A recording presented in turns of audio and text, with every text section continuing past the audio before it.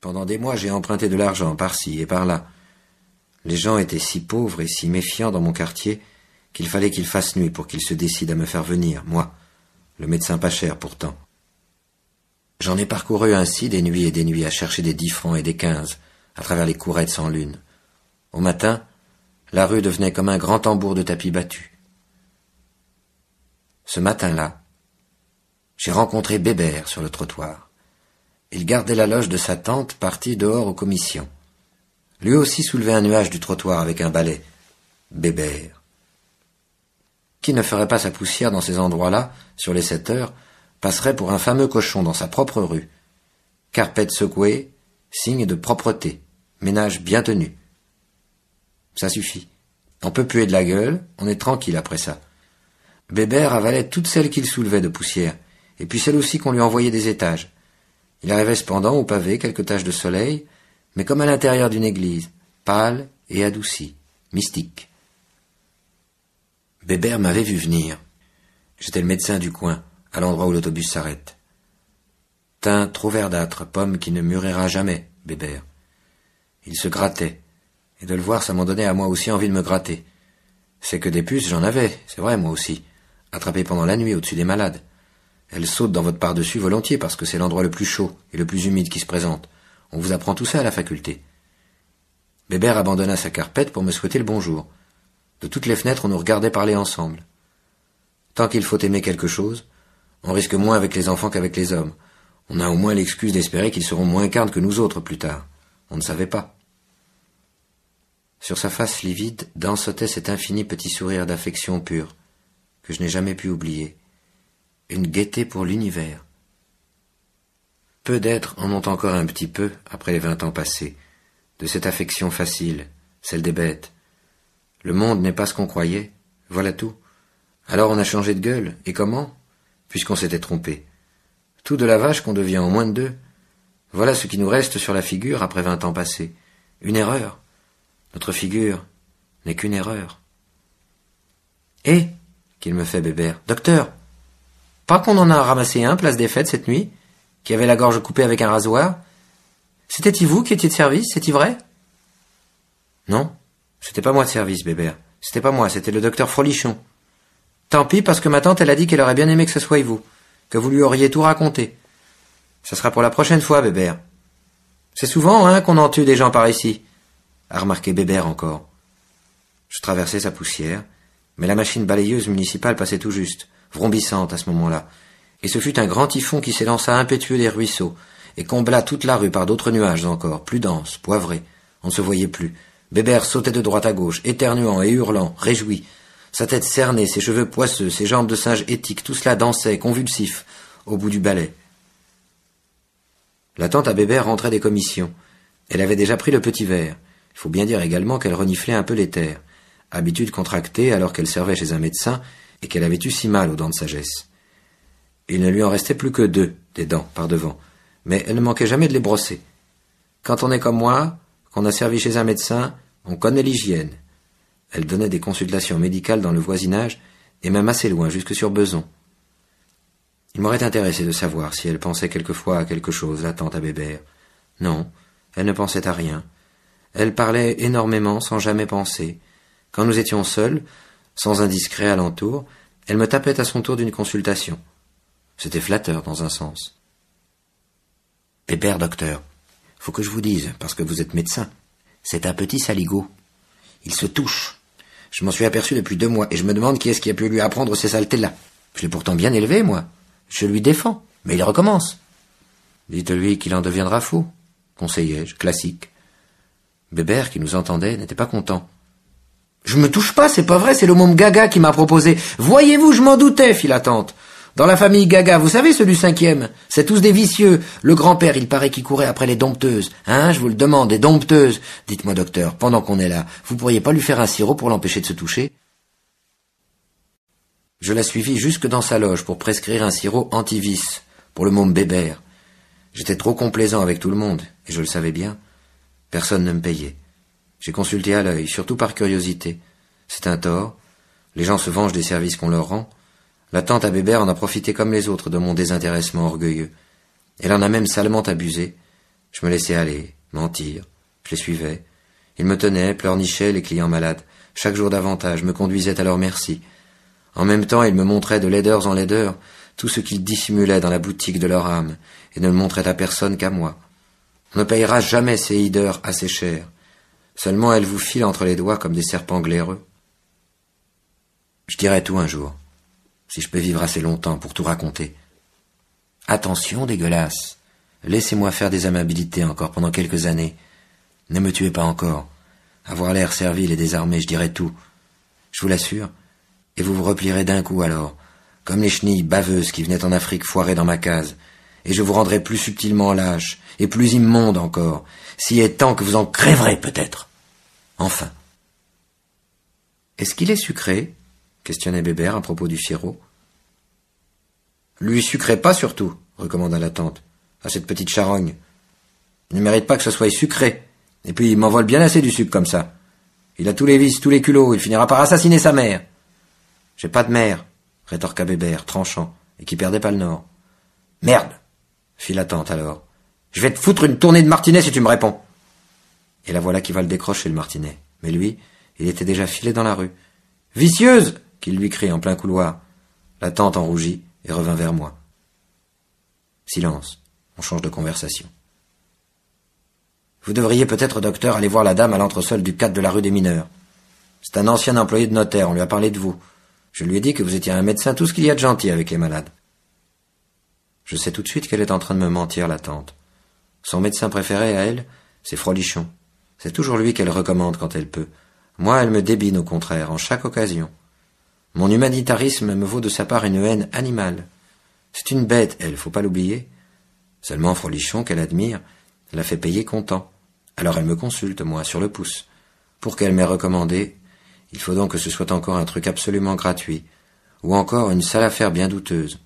En m'en allant, je pense tout de même à Bébert. Faut le sortir, que je lui dis. Il ne sort pas assez, cet enfant-là. Où voulez-vous qu'on aille tous les deux? Je peux pas aller bien loin avec ma loge. Allez au moins jusqu'au parc avec lui, le dimanche. Mais il y a encore plus de monde et de poussière qu'ici au parc. On est les uns sur les autres. Sa remarque est pertinente. Je cherche un autre endroit à lui conseiller. Timidement, je lui propose le cimetière. Le cimetière de la Garenne-Rancy. C'est le seul espace un peu boisé d'un peu étendu dans la région. Tiens, c'est vrai. J'y pensais pas, on pourrait bien y aller. Bébert revenait, justement. Et toi, Bébert, est-ce que ça te plairait d'aller te promener au cimetière? Faut que je lui demande, docteur, parce que pour les promenades, il a aussi sa vraie tête de cochon. Faut que je vous avertisse. Bébert, justement, n'a pas d'opinion. Mais l'idée plaît à la tante, et ça suffit. Elle a un faible pour les cimetières, la tante, comme tous les Parisiens.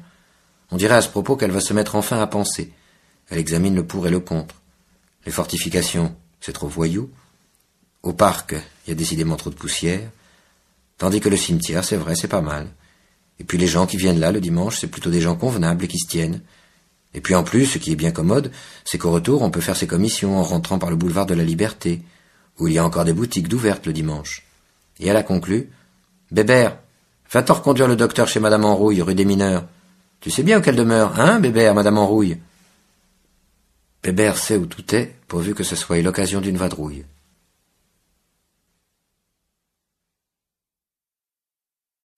Entre la rue Ventru et la place Lénine, c'est plus guère que des immeubles locatifs. Les entrepreneurs ont pris presque tout ce qu'il y avait encore là de campagne, les Garennes, comme on les appelait. Il en restait tout juste encore un petit peu vers le bout, quelques terrains vagues, après le dernier bec de gaz. Coincés entre les bâtisses, moisissent ainsi quelques pavillons résistants, 4 pièces avec un gros poêle dans le couloir d'en bas. On l'allume à peine, c'est vrai, le feu, à cause de l'économie. Il fume dans l'humidité. C'est des pavillons de rentiers, ceux qui restent. Dès qu'on entre chez eux, on tousse, à cause de la fumée. C'est pas des rentiers riches qui sont restés par là, non, surtout les Enrouilles, où on m'envoyait. Mais tout de même, c'étaient des gens qui possédaient un petit quelque chose. En entrant, ça sentait chez les Enrouilles, en plus de la fumée, les cabinets et le ragoût. Leurs pavillons venaient de finir d'être payés. Ça leur représentait 50 bonnes années d'économie. Dès qu'on entrait chez eux et qu'on les voyait, on se demandait ce qu'ils avaient tous les deux. Eh bien, ce qu'ils avaient, les Enrouilles de pas naturel, c'est de ne jamais avoir dépensé pendant 50 ans un seul sou à eux deux, sans l'avoir regretté. C'est avec leur chair et leur esprit qu'ils avaient acquis leur maison, tel l'escargot. Mais lui, l'escargot, fait ça sans s'en douter. Les Henrouille, eux, n'en revenaient pas d'avoir passé à travers la vie rien que pour avoir une maison. Et comme des gens qu'on vient de désemmurer, ça les étonnait. Ils doivent faire une drôle de tête, les gens, quand on les extirpe des oubliettes. Les Henrouille, dès avant leur mariage, ils y pensaient déjà à s'acheter une maison. Séparément d'abord, et puis après ensemble. Ils s'étaient refusés de penser à autre chose pendant un demi-siècle. Et quand la vie les avait forcés à penser à autre chose, à la guerre par exemple, et surtout à leur fils, ça les avait rendus tout à fait malades. Quand ils avaient emménagé dans leur pavillon, jeunes mariés, avec déjà leurs 10 ans d'économie chacun, il n'était pas tout à fait terminé. Il était encore situé au milieu des champs, le pavillon. Pour y parvenir, l'hiver, fallait prendre ses sabots. On les laissait chez le fruitier du coin de la Révolte, en partant le matin au boulot, à 6 heures, à la station du tramway à cheval, pour Paris, à 3 kilomètres de là, pour 2 sous. Ça représente une belle santé pour y tenir toute une vie à un régime pareil. Leur portrait était au-dessus du lit, au premier étage, pris le jour de la noce. Elle était payée aussi leur chambre à coucher, les meubles, et même depuis longtemps. Toutes les factures acquittées depuis 10, 20, 40 ans sont du reste épinglées ensemble, dans le tiroir d'en haut de la commode, et le livre des comptes complètement à jour est en bas, dans la salle à manger où on ne mange jamais. Henrouille vous montrera tout ça si vous voulez. Le samedi, c'est lui qui balance les comptes dans la salle à manger. Eux, ils ont toujours mangé dans la cuisine. J'ai appris tout ça peu à peu, par eux, et puis par d'autres, et puis par la tante de Bébert. Quand je les ai eus mieux connus, ils m'ont raconté eux-mêmes leur grande peur, celle de toute leur vie, celle que leur fils, l'unique, lancé dans le commerce, ne fasse de mauvaises affaires. Pendant 30 ans, ça les avait réveillés presque chaque nuit, un peu ou beaucoup cette sale pensée-là. Établi dans les plumes, ce garçon. Songez un peu, si on en a eu des crises dans les plumes depuis 30 ans. Il n'y a peut-être pas eu un métier plus mauvais que la plume, plus incertain. On connaît des affaires qui sont si mauvaises qu'on ne songe même pas à emprunter de l'argent pour les renflouer. Mais il y en a d'autres au sujet desquelles il est toujours plus ou moins question d'emprunt. Quand ils y pensaient à un emprunt comme ça, même encore à présent maison payée et tout, ils se levaient de leur chaise, les Henrouille, et se regardaient en rougissant. Que feraient-ils, eux, dans un cas comme celui-ci? Ils refuseraient. Ils avaient décidé de tout temps de refuser à n'importe quel emprunt. Pour les principes, pour lui garder un pécule, un héritage et une maison à leur fils, le patrimoine. C'est comme ça qu'ils raisonnaient. Un garçon sérieux, certes, leur fils, mais dans les affaires, on peut se trouver entraîné. Questionné, moi, je trouvais tout comme eux. Ma mère aussi, à moi, elle faisait du commerce. Ça nous avait jamais rapporté que des misères, son commerce, un peu de pain et beaucoup d'ennuis. Je les aimais pas non plus, donc, moi, les affaires. Le péril de ce fils, le danger d'un emprunt qu'il aurait pu à la rigueur envisager dans le cas d'une échéance périlleuse, je le comprenais d'emblée, pas besoin de m'expliquer. Lui, le père Henrouille, il avait été petit clerc chez un notaire au boulevard Sébastopol pendant 50 ans. Aussi en connaissait-il des histoires de dilapidation de fortune. Il m'en a même raconté des fameuses, celle de son propre père d'abord. C'est même à cause de sa faillite à son propre père qu'il n'avait pas pu se lancer dans le professorat, Henrouille, après son bachot, et qu'il avait dû se placer tout de suite dans les écritures. On s'en souvient de ces choses-là. Enfin, leur pavillon payé, bien possédé et tout, plus un sou de dette, ils n'avaient plus à s'en faire tous les deux du côté de la sécurité. C'était dans leur 66e année. Et voilà justement qu'il se met, lui alors, à éprouver un drôle de malaise. Ou plutôt, il y a longtemps qu'il l'éprouvait, cette espèce de malaise, mais avant, il n'y pensait pas, à cause de la maison à payer. Quand ce fut de ce côté-là une affaire bien réglée, et entendue, et bien signée, il s'y mit à penser à son curieux malaise, comme des étourdissements, et puis des sifflets de vapeur dans chaque oreille qui le prenait. C'est vers ce moment-là aussi qu'il s'est mis à acheter le journal, puisqu'on pouvait bien se le payer désormais. Dans le journal, c'était justement écrit et décrit tout ce qu'il ressentait en rouille dans ses oreilles. Il a alors acheté le médicament qu'on recommandait dans l'annonce, mais ça n'a rien changé à son malaise, au contraire. Ça avait l'air de lui siffler davantage encore. Davantage rien que d'y penser, peut-être. Tout de même, ils ont été ensemble consulter le médecin du dispensaire. C'est de la pression artérielle, qu'il leur a dit. Ça l'avait frappé, ce mot-là. Mais au fond, cette obsession lui arrivait bien à point. Il s'était tant fait de bile pendant tellement d'années pour la maison et les échéances du fils, qu'il y avait comme une place brusquement de libre dans la trame d'angoisse qui lui tenait toute la viande, depuis 40 années, aux échéances et dans la même constante craintive ferveur. À présent que le médecin lui en avait parlé de sa pression artérielle, il l'écoutait, sa tension, battre contre son oreiller, dans le fond de son oreille. Il se relevait même pour se tâter le pouls, et il restait après, là, bien immobile, près de son lit, dans la nuit, longtemps, pour sentir son corps s'ébranler à petits coups mous, chaque fois que son cœur battait. C'était sa mort qu'il se disait, tout ça. Il avait toujours eu peur de la vie, à présent il rattachait sa peur à quelque chose, à la mort, à sa tension, comme il l'avait rattachée pendant 40 ans au risque de ne pas pouvoir finir de payer la maison. Il était toujours malheureux, tout autant, mais il fallait cependant qu'il se dépêche de trouver une bonne raison nouvelle pour être malheureux. Ce n'est pas si facile que ça en a l'air. Ce n'est pas le tout de se dire « je suis malheureux ». Il faut encore se le prouver, se convaincre sans appel. Il n'en demandait pas davantage. Pouvoir donner à la peur qu'il avait un bon motif bien solide et bien valable. Il avait 22 de tension d'après le médecin. C'est quelque chose, 22. Le médecin lui avait appris à trouver le chemin de sa mort à lui. Le fameux fils plumassier, on ne le voyait presque jamais. 1 ou 2 fois autour du jour de l'an, c'était tout. Mais à présent d'ailleurs, il aurait pu toujours y venir, le plumassier. Il n'y avait plus rien à emprunter chez papa et maman. Il ne venait donc presque plus le fils. Madame Enrouille, elle, j'ai mis plus longtemps à la connaître. Elle ne souffrait d'aucune angoisse, elle. Même pas celle de sa mort qu'elle n'imaginait pas. Elle se plaignait seulement de son âge, mais sans y penser vraiment, pour faire comme tout le monde, et aussi de ce que la vie augmentait. Leur grand labeur était accompli, maison payée. Pour finir les traites plus vite, les dernières, elle s'était même mise à coudre des boutons sur des gilets, pour le compte d'un grand magasin. Ce qu'il faut en coudre pour 100 sous, c'est pas croyable. Et pour livrer son boulot en autobus, c'était toujours des histoires en seconde. Un soir même, on lui avait tapé dessus. Une étrangère, c'était. La première étrangère. La seule à laquelle elle lui parlait de sa vie. Pour l'engueuler. Les murs du pavillon se gardaient encore bien secs autrefois, quand l'air tournait encore tout autour. Mais à présent que les hautes maisons de rapport le cernaient, tout suintait l'humide chez eux, même les rideaux qui se tachaient en moisi. La maison acquise, Madame Enrouille s'était montrée pendant tout le mois consécutif souriante, parfaite, ravie comme une religieuse après la communion. C'est même elle qui avait proposé à Enrouille « Jules, tu sais, à partir d'aujourd'hui, on s'achètera le journal tous les jours, on le peut. » Comme ça. Elle venait de penser à lui, de le regarder, son mari, et puis alors elle avait regardé autour d'elle, et enfin pensé à sa mère à lui, la belle-mère Enrouille. Et elle était redevenue sérieuse, la fille, du coup, comme avant qu'on ait fini de payer. Et c'est ainsi que tout a recommencé avec cette pensée-là, parce qu'il y avait encore des économies à faire à propos de la mère de son mari, de cette vieille-là, dont n'en parlait pas souvent le ménage, ni à personne au dehors. Dans le fond du jardin qu'elle était, dans l'enclos où s'accumulaient les vieux balais, les vieilles cages à poules et toutes les ombres des bâtisses d'alentour, elle demeurait dans un bas logis d'où presque jamais elle ne sortait. Et c'était d'ailleurs des histoires à n'en plus finir, rien que pour lui passer son manger. Elle ne voulait laisser entrer personne dans son réduit, pas même son fils.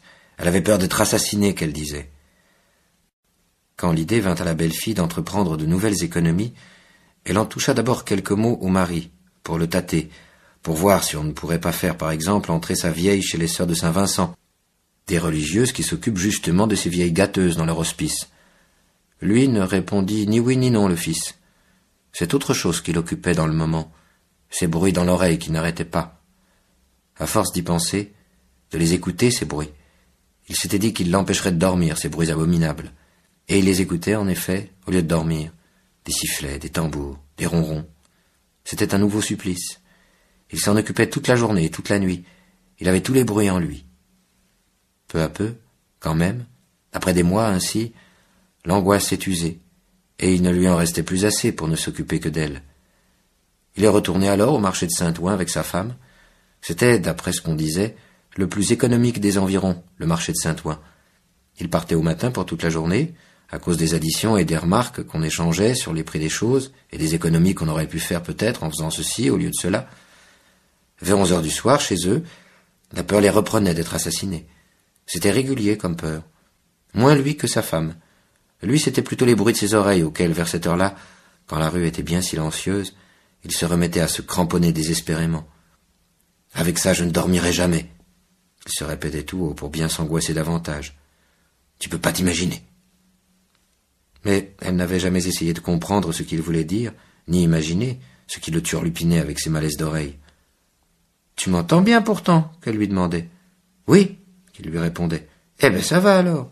Tu ferais mieux alors de penser à ta mère qui nous coûte si cher, et que la vie augmente encore tous les jours, et que son logement est devenu une vraie infection. » La femme de ménage passait chez eux 3 heures par semaine pour laver. C'était la seule visite qu'ils eussent reçue au cours de bien des années. Elle aidait aussi Madame Enrouille à faire son lit, et pour que la femme de ménage ait bien envie de le répéter aux environs, chaque fois qu'elles retournaient ensemble le matelas depuis 10 ans, Madame Enrouille annonçait sur le ton le plus élevé possible « Nous n'avons jamais d'argent à la maison », à titre d'indication et de précaution, comme ça, pour décourager les voleurs et les assassins éventuels. Avant de monter dans leur chambre, ensemble, ils fermaient avec un grand soin toutes les issues, l'un contrôlant l'autre. Et puis on allait jeter un coup d'œil jusque chez la belle-mère, au fond du jardin, pour voir si la lampe était toujours allumée. C'était signe qu'elle vivait encore. Elle en usait de l'huile. Elle n'éteignait jamais sa lampe. Elle avait peur des assassins, aussi, elle, et peur de ses enfants en même temps. Depuis 20 ans qu'elle vivait là, jamais elle n'avait ouvert ses fenêtres, ni l'hiver, ni l'été, et jamais éteint non plus sa lampe. Son fils lui gardait son argent à sa mère, des petites rentes. Il en prenait soin. On lui mettait ses repas devant sa porte. On gardait son argent. C'était bien ainsi. Mais elle se plaignait de ces divers arrangements, et pas seulement de ceux-ci, elle se plaignait de tout. À travers sa porte, elle engueulait tous ceux qui s'approchaient de Saturne. « C'est pas de ma faute si vous vieillissez, grand-mère !» tentait de parlementer la bru. « Vous avez vos douleurs, comme toutes les personnes âgées. Âgée vous-même, petite gredine, petite salope, c'est vous qui me ferez crever avec vos sales menteries. » Elle niait l'âge avec fureur, la mère Enrouille, et se démenait, irréconciliable à travers sa porte, contre les fléaux du monde entier. Elle refusait comme une sale imposture le contact, les fatalités et les résignations de la vie extérieure. Elle ne voulait rien entendre de tout ça. C'était des tromperies, qu'elle hurlait, et c'est vous-même qui les avez inventées. Contre tout ce qui se passait en dehors de sa masure, elle se défendait atrocement et contre toutes les tentations de rapprochement et de conciliation aussi. Elle avait la certitude que si elle ouvrait sa porte, les forces hostiles déferleraient chez elle, s'empareraient d'elle, et que ça serait fini une fois pour toutes. « Ils sont malins aujourd'hui !» qu'elle criait. « Ils ont des yeux partout autour de la tête et des gueules jusqu'au trou du cul et d'autres partout encore, et rien que pour mentir, ils sont comme ça !» Elle parlait dru, comme elle avait appris dans Paris, à parler au marché du Temple comme brancanteuse, avec sa mère à elle, dans sa petite jeunesse. Elle venait d'un temps où le petit peuple n'avait pas encore appris à s'écouter vieillir. « Je veux travailler, si tu veux pas me donner mon argent !» qu'elle criait à sa belle-fille. « Tu m'entends, friponne, je veux travailler, mais vous ne pouvez plus, grand-mère. Ah, je peux plus, essaye donc d'entrer dans mon trou pour voir, je vais te montrer si je peux plus. » Et on l'abandonnait encore un coup dans son réduit à se protéger. Tout de même, il voulait à toute force me la montrer, la vieille. J'étais venu pour ça, et pour qu'elle nous reçoive. Ça a été une fameuse manigance. Et puis, pour tout dire, je ne voyais pas très bien ce qu'on me voulait. C'est la concierge, la tante à Bébert, qui leur avait répété que j'étais un médecin bien doux, bien aimable, bien complaisant. Ils voulaient savoir si je pouvais pas la faire tenir tranquille, leur vieille, rien qu'avec des médicaments. Mais ce qu'ils désiraient encore plus, au fond, elle surtout, la bru, c'est que je la fasse interner, la vieille, une fois pour toutes. Quand nous eûmes frappé pendant une bonne demi-heure à sa porte, elle a fini par ouvrir d'un seul coup, et je l'ai eue là, devant moi, avec ses yeux bordés de sérosité rose. Mais son regard dansait bien guilleret quand même au-dessus de ses joues tapées et bises, un regard qui vous prenait l'attention, et vous faisait oublier le reste, à cause du plaisir léger qu'il vous donnait malgré soi, et qu'on cherchait à retenir après en soi d'instinct, la jeunesse. Ce regard allègre animait tout alentour, dans l'ombre, d'une joie jeunette, d'un entrain minime et pur comme nous n'en avons plus à notre disposition. Sa voix cassée quand elle vociférait reprenait guillerette les mots quand elle voulait bien parler comme tout le monde, et vous les faisait alors sautiller, phrases et sentences, caracoler et tout, et rebondir vivantes tout drôlement comme les gens pouvaient le faire avec leur voix, et les choses autour d'eux, au temps encore où ne pas savoir se débrouiller à raconter et chanter tour à tour, bien habilement, passait pour niais, honteux et maladif. L'âge l'avait recouverte comme un vieil arbre frémissant, de rameaux allègres. Elle était gaie, la vieille Enrouille, mécontente, crasseuse, mais gaie. Ce dénuement où elle séjournait depuis plus de 20 ans n'avait point marqué son âme. C'était contre le dehors, au contraire, qu'elle était contractée, comme si le froid, tout l'horrible et la mort ne devaient lui venir que de là, pas du dedans. Du dedans, elle ne paraissait rien redouter. Elle semblait absolument certaine de sa tête, comme d'une chose indéniable, et bien entendue, une fois pour toutes. Et moi, qui courais tant après la mienne et tout autour du monde encore. Folle, qu'on disait d'elle, la vieille. C'est vite dit, ça, folle. Elle n'était pas sortie de ce réduit plus de 3 fois en 12 années, voilà tout. Elle avait peut-être ses raisons. Elle ne voulait rien perdre. Elle n'allait pas nous les dire à nous qu'on n'est plus inspiré par la vie. Sa fille revenait à son projet d'internement. Croyez-vous pas, docteur, qu'elle est folle? Il n'y a plus moyen de la faire sortir. Ça lui ferait du bien pourtant, de temps en temps. Mais si, grand-mère, que ça vous ferait du bien. Ne dites pas non, ça vous ferait du bien. Je vous assure. La vieille hochait la tête, fermée, entêtée, sauvage, alors qu'on l'invitait comme ça. Elle veut pas qu'on s'occupe d'elle. Elle aime mieux faire dans les coins. Il fait froid chez elle, il n'y a pas de feu. C'est pas possible, voyons, qu'elle reste comme ça, n'est-ce pas, docteur, que c'est pas possible? Je faisais celui qui ne comprenait pas. Enrouille, lui, il était demeuré près du poêle. Il préférait ne pas savoir précisément ce qui se manigançait entre sa femme et sa mère et moi. La vieille se remit en colère.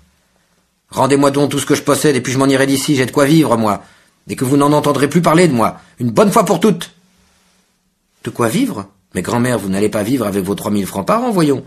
La vie a augmenté depuis la dernière fois que vous êtes sorti. N'est-ce pas, docteur, qu'il vaudrait bien mieux qu'elle aille chez les sœurs, comme on lui dit, qu'elles s'en occuperont bien, les sœurs, elles sont gentilles, les sœurs. » Mais cette perspective des sœurs lui faisait horreur. « Chez les sœurs?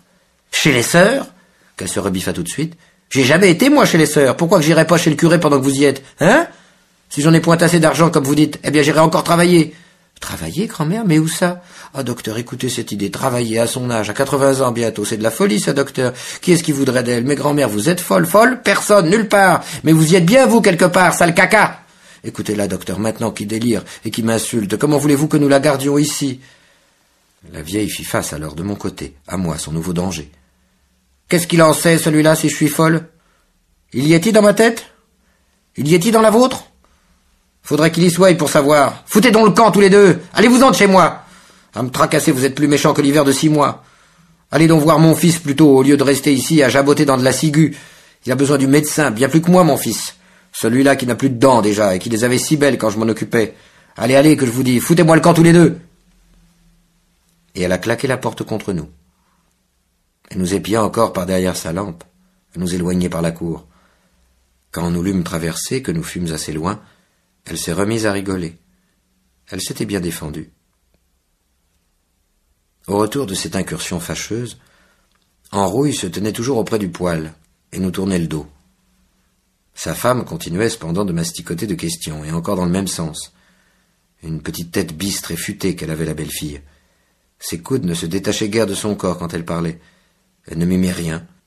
Elle tenait tout de même à ce que cette visite médicale ne soit point vaine, qu'elle puisse servir à quelque chose. Le prix de la vie augmentait sans cesse. La pension de la belle-mère ne suffisait plus. Eux aussi vieillissaient, après tout. Ils ne pouvaient plus être, comme autrefois, avoir peur toujours que la vieille meure sans soin. Qu'elle mette le feu, par exemple, dans ses puces et ses saletés, au lieu d'aller dans un asile bien convenable, où on s'occuperait bien d'elle. Comme je prenais l'air d'être de leur avis, ils se firent encore plus aimables tous les deux. Ils me promirent de répandre beaucoup de paroles élogieuses sur mon compte dans le quartier, si je voulais les aider, prendre pitié d'eux, les débarrasser de la vieille, si malheureuse elle aussi dans les conditions où elle s'entêtait à demeurer, et qu'on pourrait même louer son pavillon, suggéra le mari soudain réveillé. C'était la gaffe qu'il venait de commettre en parlant de ça devant moi. Sa femme lui écrasa le pied sous la table. Il ne comprenait pas pourquoi. Pendant qu'il se chamaillait, je me représentais le billet de 1000 francs que je pourrais encaisser, rien qu'à leur établir le certificat d'internement. Ils avaient l'air d'y tenir énormément. La tante à Bébert les avait sans doute mis bien en confiance à mon égard, et leur avait raconté qu'il n'y avait pas d'entourancier un médecin aussi miteux, qu'on m'aurait comme on voudrait. C'est pas Frolichon à qui on aurait offert un boulot semblable. C'était un vertueux, celui-là. J'en étais tout pénétré de ces réflexions, quand la vieille vint faire éruption dans la pièce où nous complotions. On aurait dit qu'elle se doutait. Quelle surprise. Elle avait ramassé ses chiffons de jupe contre son ventre, et la voilà qui nous engueulait d'emblée, retroussée, et moi en tout particulier. Elle était venue rien que pour ça, du fond de sa cour. « Fripouille !» qu'elle m'insultait, moi directement. « Tu peux t'en aller, fous ton camp, je te l'ai déjà dit. C'est pas la peine de rester, j'irai pas chez les fous. Et chez les sœurs non plus, que je te dis. T'auras beau faire et beau mentir, tu m'auras pas pis vendu. C'est eux qui iront avant moi, les salauds, les détrousseurs de vieilles femmes. Et toi aussi, canaille, t'iras en prison, que je te dis, moi, et dans pas longtemps encore. » Décidément, j'avais pas de veine. Pour une fois qu'on pouvait gagner 1000 francs d'un coup, je ne demandais pas mon reste. Dans la rue, elle se penchait encore au-dessus du petit péristyle, rien que pour m'engueuler de loin, en plein dans le noir où j'étais réfugié. « Canaille, canaille !» qu'elle hurlait. Ça résonnait. Quelle pluie! Je trottais d'un réverbère à l'autre jusqu'à la pissotière de la place des Fêtes. Premier abri.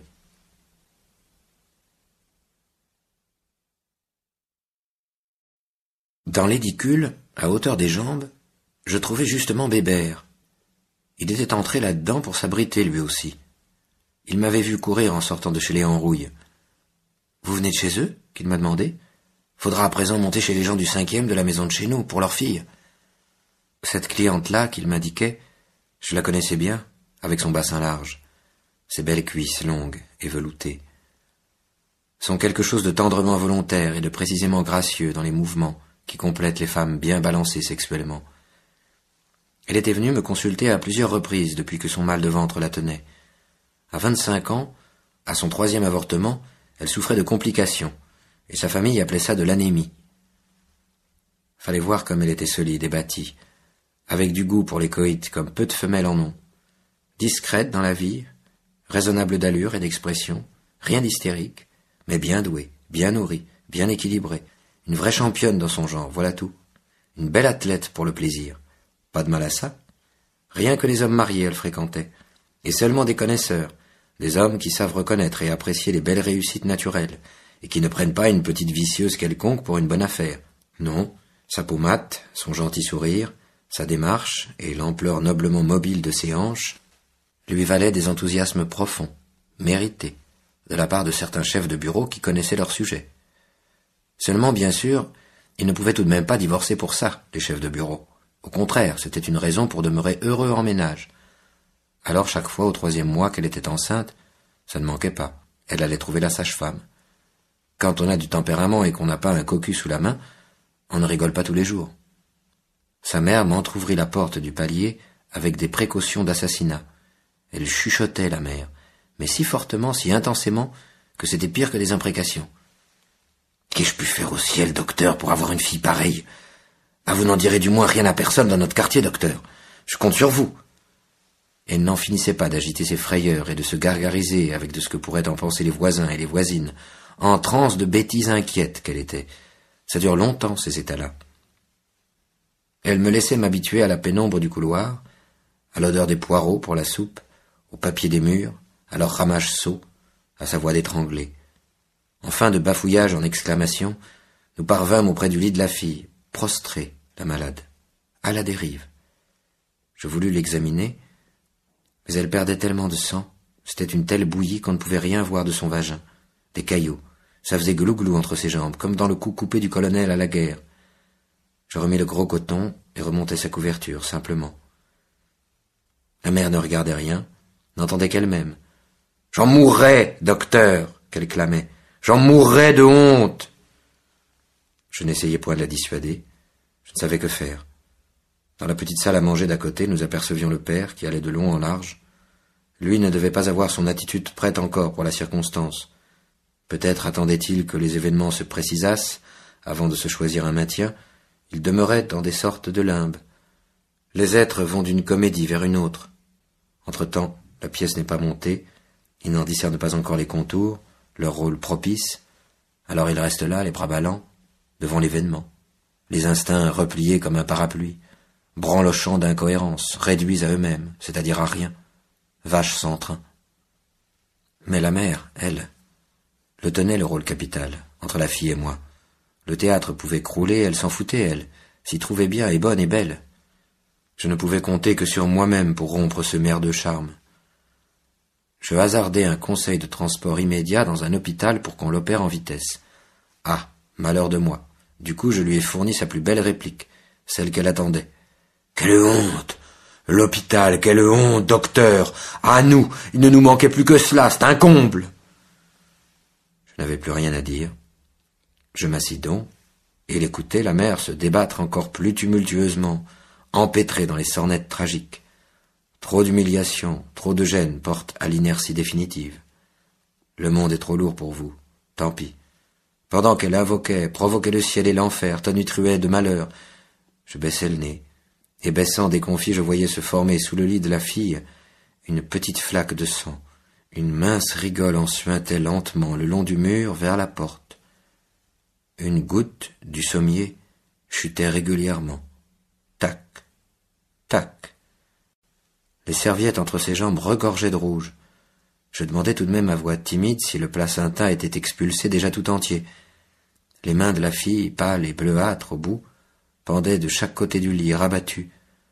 À ma question, c'est la mère encore qui a répondu par un flot de jérémiades dégoûtantes. Mais réagir, c'était après tout beaucoup trop pour moi. J'étais si obsédé moi-même depuis si longtemps par la déveine, je dormais si mal, que je n'avais plus du tout d'intérêt dans cette dérive à ce que ceci arrive plutôt que cela. Je pensais seulement qu'on était mieux à écouter cette mère toute gueulante, assis, que debout. Pas grand-chose suffit à vous faire plaisir quand on est devenu bien résigné. Et puis quelle force ne m'aurait-il pas fallu pour interrompre cette farouche au moment juste où elle ne savait plus comment sauver l'honneur de sa famille. Quel rôle! Et qu'elle le hurlait encore. Après chaque avortement, j'en avais l'expérience, elle se déployait de la même façon, entraînée bien entendu à faire de mieux en mieux à chaque fois. Cela durerait ce qu'elle voudrait. Aujourd'hui, elle me semblait prête à décupler ses effets. Elle aussi, songeais-je en la regardant, avait dû être une belle créature, la mère, bien pulpeuse en son temps, mais plus verbale toutefois, gaspilleuse d'énergie, plus démonstrative que la fille dont l'intimité concentrée avait été par la nature vraiment admirablement réussie. Ces choses n'ont pas encore été étudiées merveilleusement comme elles le méritent. La mère devinait cette supériorité animale de sa fille sur elle, et, jalouse, réprouvait tout d'instinct, dans sa manière de se faire baiser à des profondeurs inoubliables, et de jouir comme un continent. Le côté théâtral du désastre, en tout cas, l'enthousiasmait.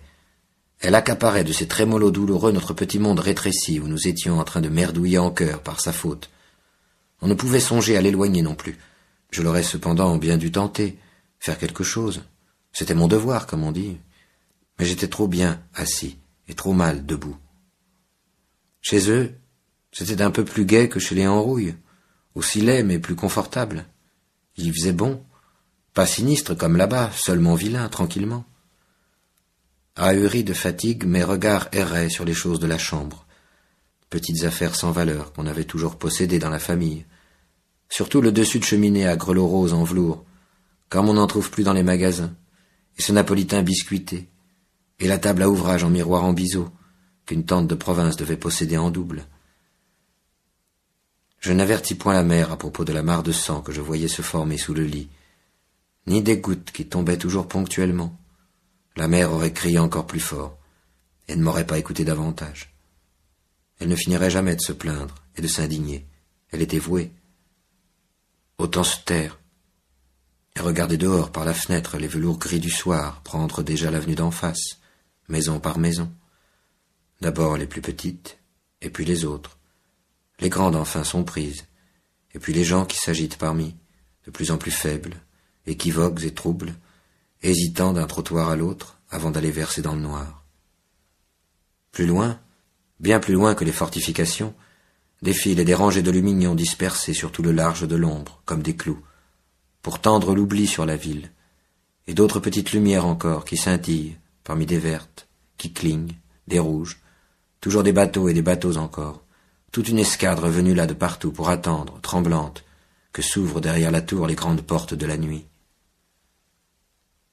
Si cette mère avait pris un petit temps pour souffler, et même un grand moment de silence, on aurait pu au moins se laisser aller à renoncer à tout, à essayer d'oublier qu'il fallait vivre. Mais elle me traquait. « Si je lui donnais un lavement, docteur, qu'en pensez-vous » Je ne répondis ni par oui ni par non, mais je conseillais une fois de plus, puisque j'avais la parole, l'envoi immédiat à l'hôpital. D'autres glapissements, encore plus aigus, plus déterminés, plus stridents en réponse. Rien à faire. Je me dirigeai lentement vers la porte, en douceur.